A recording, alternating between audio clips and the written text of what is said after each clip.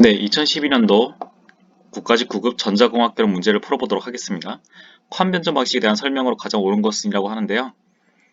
PSK와 ASK를 합친 거죠. 이거는 뭐 그냥 아실 거다 생각하고 넘어가도록 하겠습니다. 자, 이번 문제는 보시면 이렇게 커피스탄스가 3개가 있죠. 커피스타 하나가 인덕터와 직렬로 붙어 있습니다. 이런 경우를 클랩 발진기라고 한다고 합니다. 저는 무선 설비할 때도 못 들어봤는데 아무튼 클랩 발진기라고 하고요. 만약에 이 커피스터가 없었으면은 요거는 그냥 콜피치인데 쉽게 하는 방법은 C가 많습니다. 2개가 있고 인덕터가 하나 있죠. C가 많기 때문에 콜피츠라고 할 수 있죠. 그래서 콜피츠 발진기는 C가 2개. 하틀리 같은 경우에는 반대로 여기 인덕터가 들어가죠. 인덕터가 들어가고 여기 캡이 이렇게 남아있을 거예요. 인덕터의 단위는 뭐예요? 헨리죠. 하틀리라고 생각하시면 됩니다. 그래서 하틀리 발진기는 H가 2개 있다. 이렇게 외우시면 될 것 같습니다. 이완 발진기는 잘 모르겠습니다. 넘어가겠습니다. 자, 베타가 아주 크다고 하기 때문에 여기는 5V가 그대로 걸리고 IC랑 I는 같고요. 요 지점의 전압은 0.7V 내려가는 4.3V입니다. 그러면 IE는 1mA가 되겠죠? 그럼 IC도 1mA가 되고 요거 2개 합치면 9죠? 즉 저항에서 9V를 쓰기 때문에 VC는 15에서 9를 뺀 만큼인 6V가 될 것입니다. 그래서 답은 3번입니다. 네, 여기가 0이니까 두 번째 D2가 0이니까 여기는 쇼트가 될 것이고 라고 생각을 할 수가 있는데 여기 마이너스 10V가 있어요. 그럼 여기 그냥 뭐 이렇게 더 크겠죠. 여기가 여기도 물론 여기는 오픈이 될 거예요. 여기가 마이너스 10V가 걸리기 때문에 오픈될 것이고 여기도 역장이 걸려서 오픈되고 여기는 VO는 마이너스 10이 걸리게 될 것입니다. 넘어가겠습니다. 이 문제는 컴패리터죠. 일종의 보시면 이 값을 기준으로 딱 잘랐을 때 이 값보다 작으면 크게 되고 이 값보다 큰 부분에선 0이 되고 이 값보다 작은 부분에선 또 이렇게 전압이 나오고 이 값보다 큰 부분에선 0이 되게 하는 어떤 비교기를 사용했다고 볼 수 있습니다. 그래서 그 비교기에 해당하는 게 바로 슈미트 트리거 회로인데요. 보시면 특정 전압을 기준으로 안 나오지? 특정 전압을 기준으로 전압 분배가 일어나서 이 Vout에 얼마에 대해서 기준을 삼아서 Vin 값이 크냐 작냐에 따라서 이렇게 어떤 기준값에 대해서 출력을 내도록 반전된 출력을 내도록 이렇게 회로를 만들 수가 있습니다. 이러한 회로를 슈미트 트리거라고 하고요. 일단 이런 비교기의 일종이다라고 알고 계시면 되겠습니다. 넘어가겠습니다. 네, 6번 회로는 뭔가 다이오드가 껴있고 해서 정신없어 보이지만 차근차근 풀면 다 풀 수 있습니다. 여기는 지금 네거티브 피드백에 의해서 버추얼 그라운드가 있고 0V가 걸리겠죠? 여기는 지금 마이너스 1V가 입력이 되고 있습니다. 그럼 여기가 마이너스 1V인데 지금 보면은 다이오드의 양극이 전압이 더 낮죠? 그렇기 때문에 여기는 없는 거나 마찬가지입니다. 그리고 여기가 마이너스 1V가 됐으면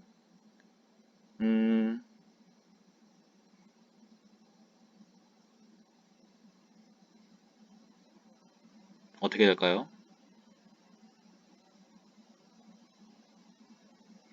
어떤 전류가 여기로 흐르지가 않겠죠? 일로 이렇게 흐른 전류는 없습니다. 왜냐하면 여기에 임피던스가 무한되기 때문이에요. 그렇기 때문에 이 지점의 전압은 마이너스 1V가 됩니다. 마찬가지로 이 지점의 전압도 0이 됩니다. 이렇게 흐른 전류가 없기 때문에 아래에서 전압 강화가 없어요. 전압 강화가 없고 0V가 걸리고 여기는 0V가 걸립니다. 마이너스 1V가 걸렸기 때문에 전류는 이 방향으로 흐르게 될 텐데 이렇게 흐른 전류 I를 구해보면 I는 R 더하기 R이니까 3R이죠. 그리고 이렇게 흐르니까 0에서 1을 빼주면 마이너스 1을 빼주면 3R분의 1이 될 겁니다. 그럼 이쪽의 전압은 전류 방향을 고려해서 구하면 3R분의 1에다가 2R을 곱하고 마이너스를 붙이니까 마이너스 3분의 2V가 될 거예요. 그럼 이 지점의 전압도 마이너스 3분의 2V가 되겠죠. 그렇게 되기 때문에 이쪽으로 흐르는 전류를 구해보면 I 프라임인데 이쪽에서 흐르는 전류를 구해보면 R분의 0 빼기 3분의 2죠.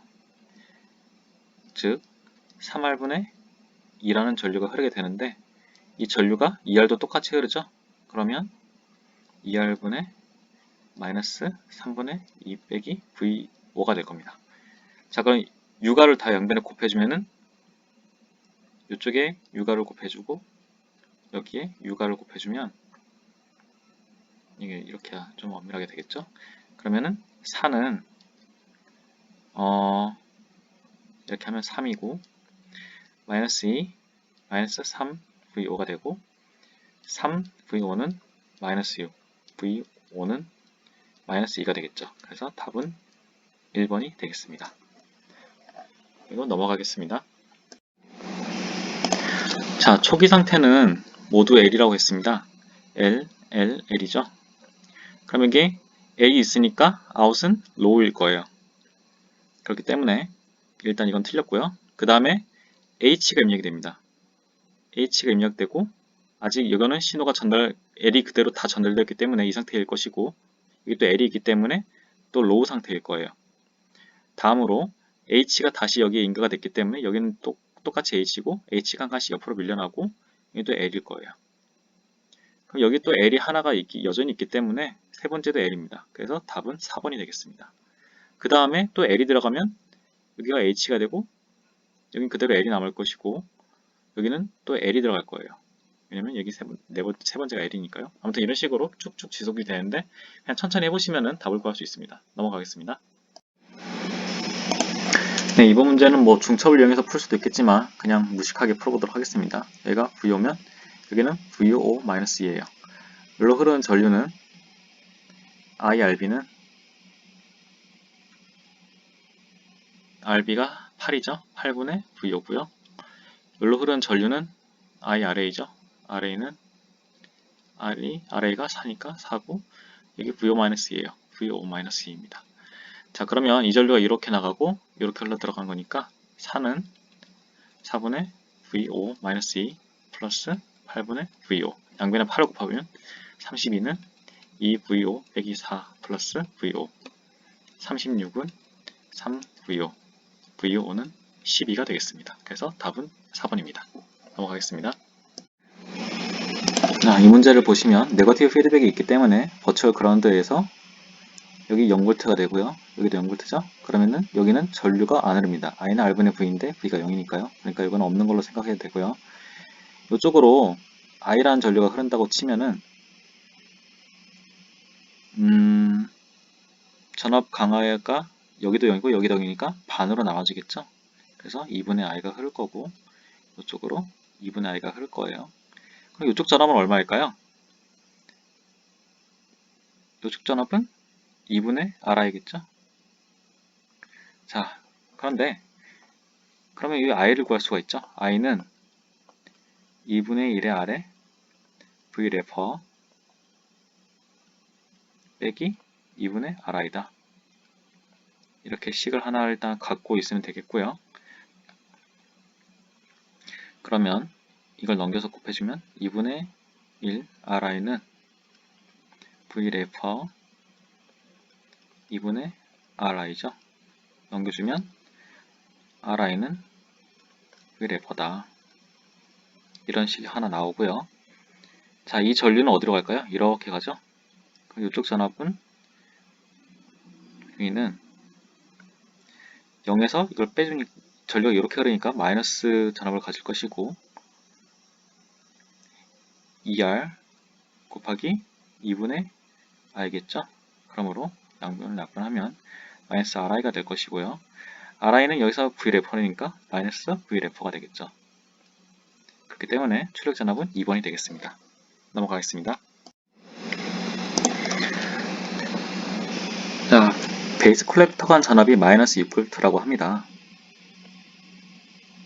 그러니까 여기보다 여기가 6V 낮아야하는 뜻이죠. VCC가 10.7이고 이 전압이 0이고 여기가 0.7이라고 합니다. 그리고 여기는 그러면 6.7이겠죠. 6.7V가 될 것입니다. 자, 여기서 문제를 잘 풀어보자면 이쪽으로는 10V가 걸릴 텐데 10V가 걸릴 것이고 플러스 마이너스 10V가 걸려서 RB가 200kΩ이기 때문에 200분의 10에서 20분의 1, 즉 0.05 mA가 흐를 거예요. 그러면 이쪽으로 흐르는 전류는 베타 값이 100이기 때문에 5 mA가 흐를 것이고 이쪽 전압은 4V죠. 4는 RC 곱하기 5 mA 해서 RC는 5분의 4에서 10분의 8 kΩ입니다. 즉 0.8 kΩ입니다. 라는 결론이 나옵니다. 그래서 답은 1번이 되겠습니다. 넘어가겠습니다. 자, 카르노 맵을 간단화하는 문제인데요. 일단 여기 가운데 이렇게 하나가 있고 이렇게 하나가 있겠네요. 그리고 뭐 요렇게건 뭔가 하나가 있을 겁니다. 그거는 나중에 생각을 하고요. 일단 요거는 B예요. B랑 D죠. 이거는 BD입니다. 얘는 B'이랑 보시면 D'이죠. 자, 그리고 얘를 보시면 적당히 묶을 수 있습니다. 이렇게 묶으면 A', B', C'이 되겠죠. 그래서 마침 여기 눈에 딱 들어오는 게 있네요. 답은 2번이 되겠습니다. 자, 12번 문제는 엠모스에 대한 얘기인데요. 모스의 드레인에 흐르는 전류량은 동일 조건에서 소재 채널 길이가 작아지면 증가한다. 저항이 작아진다는 소리죠. 그럼 전류는 올라가겠죠, 당연히. 모스의 드레인에 흐르는 전류량은 온도 영향을 받죠. 왜냐면 열적으로 생성되니까. thermal generation. 반도체상이 EHP, 일렉트론 홀 페어가 열적으로 생성되기 때문에 온도에 영향을 받습니다. 그러면 2번이 틀렸고요. 자, 포화 영역에서 동작할 때 유효 채널 길이는 드레인 소스 안의 전압에 따라서 변할 수 있죠. 이렇게 모스가 있는데 여기 채널이 이렇게 지금 포화 영역이기 때문에 핀초프가 일어났어요. 근데 여기 전압이 계속 올라간다. 그럼 이렇게 공핀 영역이 넓어지기 때문에 이런 식으로 채널 길이가 짧아질 수가 있습니다. 그래서 드레인 소스 사이의 전압에 따라서 유효 채널 길이는 이렇게 변할 수가 있게 됩니다. 이것이 바로 얼리 볼테이지라고 하고 혹은 출력 저항 이렇게 얘기를 하기도 합니다. 그래서 이론적으로는 변하지 않아서 무한대여야 하지만 변한다. 그래서 유한한 저항값을 갖는다. 이렇게 볼 수 있고요. 모스 사이의 문턱 전압은 소스 바디 사이의 전압 VSB에 따라서 변할 수 있습니다. 바디 이펙트라고 하죠. 그래서 이쪽에 걸린 전압과 이쪽 소스에 걸린 전압 차이에 의해서 이 문턱 전압, 트레셜드 볼테이지가 변할 수가 있습니다. 그래서 이거는 트루라고 알고 계시면 되겠습니다. 넘어가겠습니다. 테브린 정리를 이용해서 다음 회로를 단순화한다 라고 할 때 오픈일 때 보시면 10과 12를 만나서 20이 되죠. 그러면은 20과 20이니까 전체로 15이 될 것이고요. 15과 20이니까 2대1로 나눠져서 여기는 5V가 걸릴 거예요. 이렇게 5V. 자, 5V가 걸리면 여기도 10과 10이니까 여기는 2.5V가 걸리겠죠. 이게 반으로 나눠지니까요. 반 나눠지니까. 그러면 2.5V가 될 것이고요. 테브린 저항값을 구해보겠습니다. 여기를 쇼트시키면 이 둘이 병렬이니까 15옴이 하나 생길 것이고요. 15과 15옴 만나서 25옴이 하나 생길 것이고요. 20옴. 25옴과 15옴이 병렬이니까 대충 20 플러스 10분의 20 해서 얼마죠? 200이죠? 20 곱하기 10이니까 30분의 200이니까 3분의 20이 되겠죠? 그래서 답은 1번이 되겠습니다. 네, 14번 문제는 지금 평행판 커패시터의 정전 용량을 2배로 증가시키기 위한 방법을 적절한 것은 묻고있는데요. 거리를 2배로 늘려주면은 이 정전 용량을 같은 점으로 가했을 때 전기장이 약해지겠죠? 아무래도 머니까. 전기장이 이렇게 2배로 늘어나면 이렇게 힘이 약해질 거예요. 팔을 쭉 뻗어야 되니까. 쭉 뻗으니까 전기장을 잡기 이 전화를 잡아놓기 힘들겠죠? 그래서 처음에 두 개 이렇게 잡혀 있던 게 여기서 하나밖에 안 잡히게 될 거예요. 잡아놓기 힘드니까 뭐니까요? 그렇기 때문에 이거는 틀렸고요. 금속판의 면적을 두 배로 늘려준다. 당연히 전화를 담을 그릇이 이렇게 늘어나니까 두 배로 늘어나는 게 맞겠죠? 그러니까 2번이 정답이고요. 유전율이란 거는 이 전기장을 얼마나 잘 통과시키냐라는 얘기인데요. 유전율이 높으면 높을수록 전기장을 잘 통과시키니까 유전율이 절반이다. 전기장이 반으로 줄어든다. 그럼 잡을 수 있는 전하량도 반으로 준다. 라는 얘기가 되겠고요. 금속판의 면적과 두 판 사이의 거리를 동시에 두 배로 늘려준다. 아무런 변화가 없겠죠? 네, 답은 2번입니다. 자, 여기 보시면 1kHz에서 5kHz이기 때문에 뭐 대역폭이 4kHz 되는 생각하시면 안 되고요. 1에서 5까지 신호가 이렇게 있다 보면은 우리는 요 최대값을 기준으로 생각을 해야 됩니다. 그렇기 때문에 샘플링 레이트는 10kHz가 최소한 돼야 되고요. 여기다가 비트율이 24배를 가져야 되기 때문에 최소한 2의 5승 32비트, 그러니까 5비트를 가져줘야 되죠. 5비트를 가져주면 50kbps가 되겠습니다. 그래서 답은 4번입니다. 자, 입력 전압이 10이라고 합니다. 그러면 여기는 지금 10이라고 했으니까 어떻게 될까요?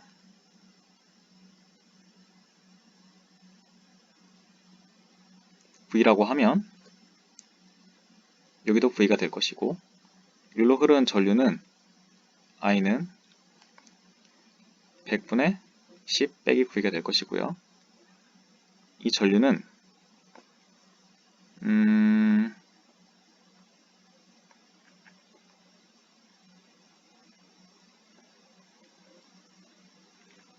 이쪽의 출력 전압은 여기가 V라고 하면은 비반전 증폭이므로 1 플러스 10분의 10에서 1에서 2V가 될 거예요.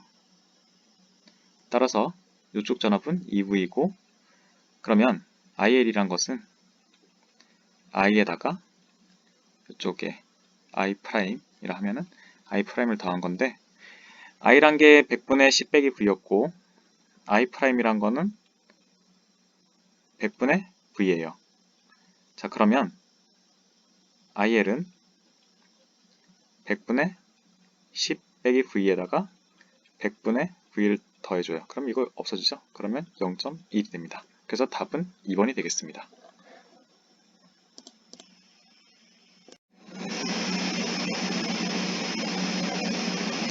자, 이거 보시면 AB가 AND죠? 그리고 CD도 AND예요. 이건데 여기랑 여기는 서로 OR 관계죠? 그리고 낫을 해줬으니까 이렇게 될 것이고, 결국 이 낫을 고려하면은 그냥 두면 여기 OR이 있죠? 그러니까 OR인 이 둘 중 하나가 될 것이고요. AB는 곱셈이죠? CD도 AND고, 그럼 답은 3번이 되겠습니다. 넘어가겠습니다. 네, 이거를 뭐 카르노 맵을 이용해서 뭐 풀 수도 있겠지만 굳이 그러고 싶진 않고요. 요거를 뽑아내면은 A 플러스 B 그리고 A 프라임 플러스 B 프라임인데, 이 결과는 AB 프라임 A 프라임 B 플러스 AB 프라임이라서 A XOR B예요. 요 값을 보시면 AB 혹은 A 프라임 B 프라임 이렇게 되기 때문에 요거는 NXOR이라고 할 수 있죠. 그래서 A 프라임 B의 A XOR B의 낫이에요. 그래서 이 둘을 AND 연산해주면 나오는 건 0이겠죠. 그래서 답은 3번이 되겠습니다. 네, LED에 대한 설명인데요. 발광 다이오드는 금속 반도체 접합이 아닙니다. 금속 반도체 접합을 하는 거는 셔트키죠. 셔트키. 뭐 철자는 모르겠습니다. 그렇기 때문에 이건 false가 맞습니다. 발광 다이오드도 PN 접합 소재의 일종입니다. 역방향으로 바이어스 될 때 실리콘 반도체 내 접합 부분에서 전구와 전자가 재결합할 수가 없죠. 왜냐면 역방향이라면 이렇게 역방향으로 전압이 걸리니까 전자 전공이 만날 길이 없습니다. 멀죠? 전자 전공이. 만날 수가 없어요. 근데 만약에 이게 이렇게 났다. 그러면 만나기가 좀 더 쉬울 겁니다.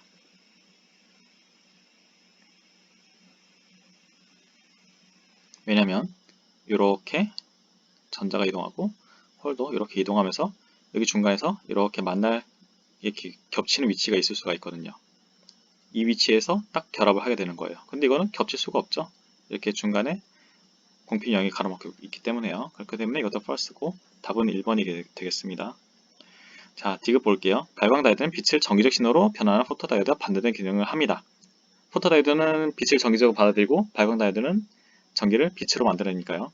어떻게? E는 HF랑 관계로 발광되는 빛은 전구와 전자의 제갈량에 따라서 비례하고 제결되는 양은 다이오드의 순방향 전류에 비례합니다.